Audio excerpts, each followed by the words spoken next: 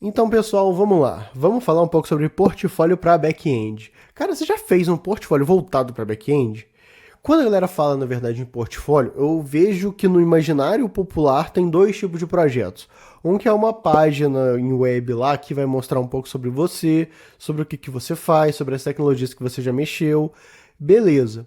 E um outro também que está no imaginário, que é, por exemplo, alguma coisa muito complexa. Então tem que ter ali um dashboard cheio de dados, cheio de controle, uma coisa realmente comercial. Na verdade, não é isso, tá? Principalmente para um portfólio de back-end, eu já tenho uma certa propriedade para falar, até porque eu já fui esse dev que fica do lado do RH para fazer, né, essa análise sobre os candidatos ali. Uma coisa que eu posso falar é que se o portfólio de back-end realmente for bem interessante, esse cara ganha um peso. Esse cara ganha um peso. Mas eu entendo que a galera se embanana muito quando a gente vai falar, né, do portfólio específico para o back-end. Tem sim um certo pensamento, tem uma lógica que você tem que seguir para fazer esse tipo de projeto. A gente vai falar um pouco sobre isso.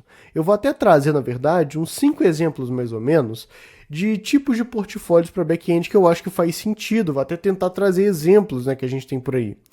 E aí eu quero levantar essa conversa, né? Você já fez algum tipo de portfólio voltado para back-end? O que você acha que tem que ter nesse tipo de portfólio? Você já julgou algum portfólio antes? Deixa aqui nos comentários, vamos conversar um pouco sobre isso. Bom, e vamos lá. Esse é o nosso quadro Momento Tech, em que a gente se junta para falar sobre programação, carreira e as tendências do mercado de tecnologia. E um recado rápido, o professor Gustavo Caetano, ele é um parceiro aqui do canal Programador Lhama. Então, utilizando o link no comentário fixado, você tem acesso ao curso dele de Lógica de Programação e Algoritmos em C. Você vai ter um conteúdo bastante avançado e até mesmo para você entender um pouco mais sobre as bases da programação. Eu já acompanhei esse conteúdo e garanto um conteúdo de ótima qualidade para seus estudos. Pessoal, como eu já tinha dito aqui, eu vejo que a galera se embanana um pouco quando vai falar sobre um portfólio voltado para back-end. E na verdade, o portfólio do back-end ele não necessita de ter exatamente uma tela ali para que você faça, né, uma certa interação com o usuário. Existem outros modos de você interagir com ele. Eu vou trazer aqui, na verdade, 3 tópicos que o teu projeto de back-end ele tem sim que atender para você conseguir fazer um bom portfólio. Tem que ser nessa linha, cara. O primeiro é que ele tem que funcionar. Então você tem que trazer alguma coisa funcional. Pelo amor de Deus, não mostre desejos ou coisas muito abstratas. Tem que ser alguma coisa funcional. O segundo é que ele realmente tem que ser estruturado em projeto. Não vai chegar lá no ChatGPT, copiar tudo e colocar num único script para falar que é seu portfólio, que, cara, não vai pegar, não vai colar desse jeito. Não faz sentido você apresentar isso. Tem que ter ali uma certa produção humana, justamente para saber o que você fez de efetivo. E o terceiro caso é que você tem sim que apresentar uma certa lógica, você tem que ter uma regra, você tem sim que fazer ali um certo tratamento de dados. Isso é um portfólio para back-end. Ele tem que ser funcional, ele tem que apresentar uma estrutura de projetos e ele tem, né, que trazer alguma regra, ter alguma lógica ali por trás. E dito isso, eu quero trazer esses exemplos aqui de portfólios que eu vi por aí e, cara, eu acho que isso faz sucesso. Eu acho que isso aqui é muito bom para falar a verdade. Aí um detalhe, para todos esses tipos de portfólio, galera, apresente o código, deixe link para se ver o código, deixe algum lugar em que seja acessível o seu código para que a outra pessoa consiga ver e julgar. O primeiro caso de portfólio para back-end é um muito legal, eu gosto muito desse tipo. É você fazer um simples scraping de dados. Isso daí é você chegar em algum tipo de fonte que a gente tem por aí e coletar esses dados, preferencialmente disponibilizando para alguém. Eu quero mostrar um exemplo que a gente tem até de um cara lá do nosso grupo do Telegram que ele fez uma coisa muito desse tipo. Ele fez um grupo ali lá no Telegram em que ele disponibiliza, por exemplo, os freelances que ele acha num site de freelances. Então a galera consegue dar uma olhada ali, principalmente nos freelancers mais fáceis, para conseguir se inscrever e fazer esse tipo de trabalho. Lá no nosso grupo de Telegram, eu fiz um projeto desse tipo. A gente tem lá um bot de Llama que ele fica 2 vezes no dia mandando as notícias mais recentes, as notícias mais engajadas sobre programação e tecnologia, tanto no âmbito nacional quanto no internacional. Fica até aqui, na verdade, o link caso você queira, né, entrar para o nosso grupo e participar lá das nossas conversas. Mas isso daí é muito legal, cara. Você consegue atender outras pessoas fazendo esse tipo de trabalho. E se você integrar principalmente com outras plataformas em que uma galera estiver presente, imagina, você mandar isso para um Telegram, você pegar, por exemplo, dados sobre clima ou sobre informações de uma cidade e mandar num grupo, cara, você já vai estar atendendo uma galera muito bacana. E esse processo de web scraping é sim uma coisa que eu gosto muito.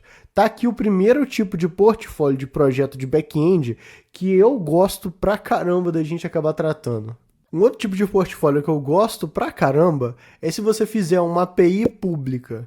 Ah, Rafa, mas como assim? Pelo amor de Deus, fazer só uma API? Todo mundo faz uma API, cara, isso daí é a coisa mais simples. Então, olha só, existe na verdade uma API que a gente usa muito, que ela se chama Swap.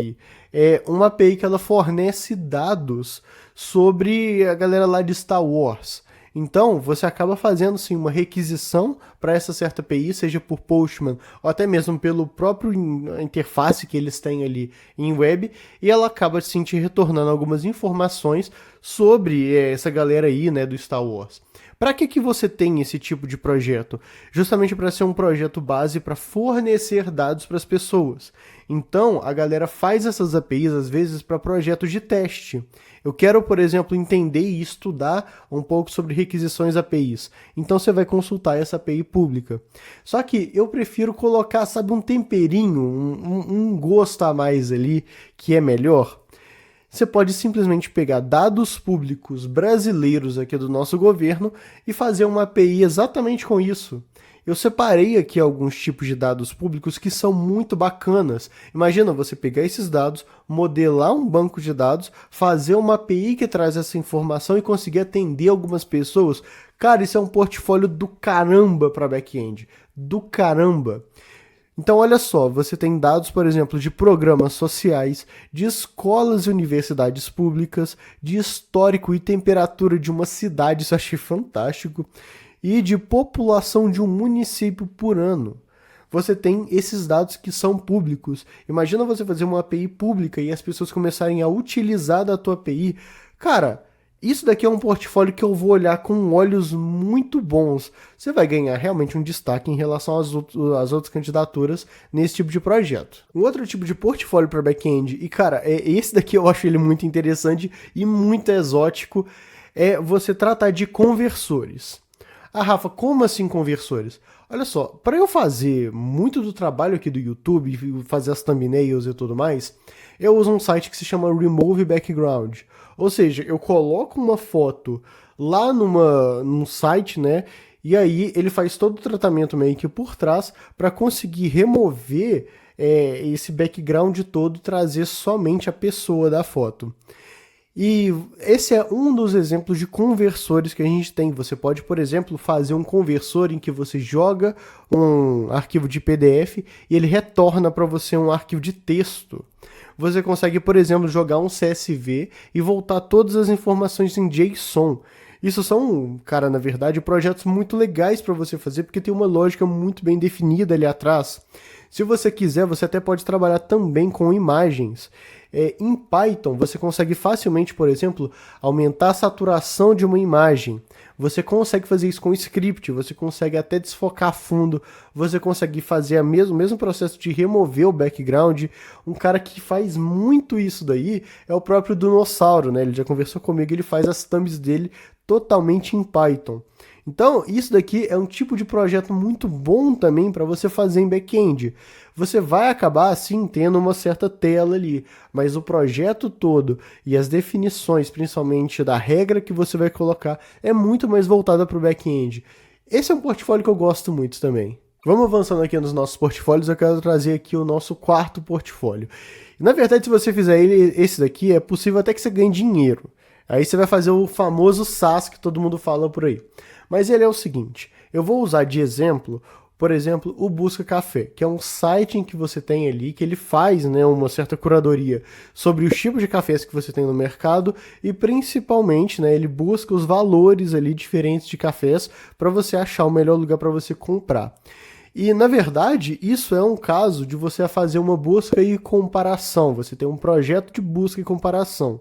Então você consegue, por exemplo, jogar algum tipo de produto e fazer essa busca em outras fontes e ver onde que está o melhor preço para você comprar, ou então se você quer pegar algum tipo de assunto, né, você consegue buscar em algumas fontes e saber qual é a melhor fonte para você fazer esse tipo de acesso. Então, você tem esse caso de busca e consulta que é muito interessante.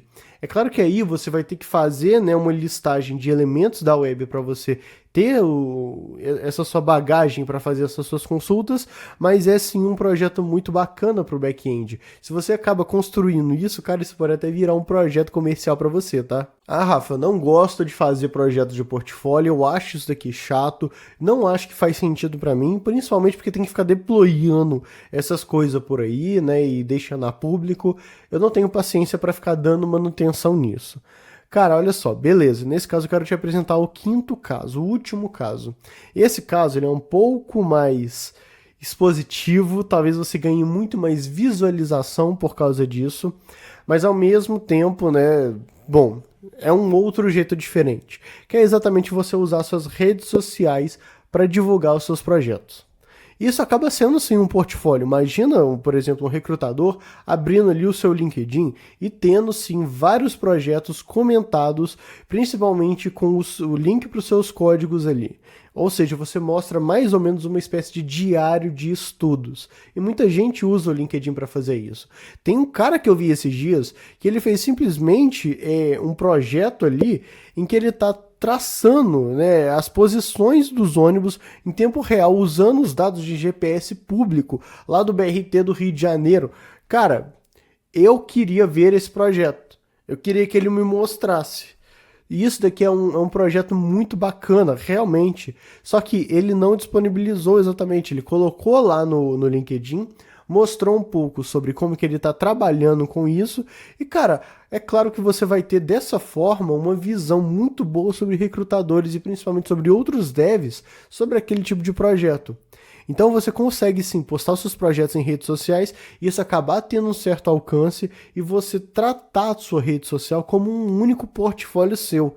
Esse é o jeito mais legal de você acabar também, né, utilizando essas redes, por exemplo, LinkedIn, o Instagram e coisas do tipo, sem que você fique acabando, né, com essas ideias de um discurso motivacional e coisas do tipo. Já usou a rede social como se fosse um portfólio? Esse é um caso muito legal. Galera, esses foram 5 casos em que eu realmente tento mostrar pra galera para fazer portfólios voltados para o back-end. Eu acho que tem muito sentido em cada um desses tipos de produções, principalmente para você expor essa ideia de algo funcional, algo realmente projetado e pensado e algo ali que consiga trazer uma lógica de desenvolvimento. Nesse ponto do campeonato, talvez você possa pensar um pouco, ah, Rafa, mas eu tenho que trabalhar com Clean Code? Clean Code faz sentido para o meu caso agora? Será que eu estou no nível, por exemplo, de ver Clean Code? Olha só, se você tem essas dúvidas, eu vou deixar esse vídeo aqui do lado em que eu falo um pouco as minhas opiniões sobre esse livro do Clean Code, principalmente sobre alguns fundamentos que estão lá. E, bom, eu vou recomendar ele como um próximo vídeo para que você acabe assistindo. Vou deixar isso daqui do lado e a gente se vê nos nossos próximos vídeos. Até lá!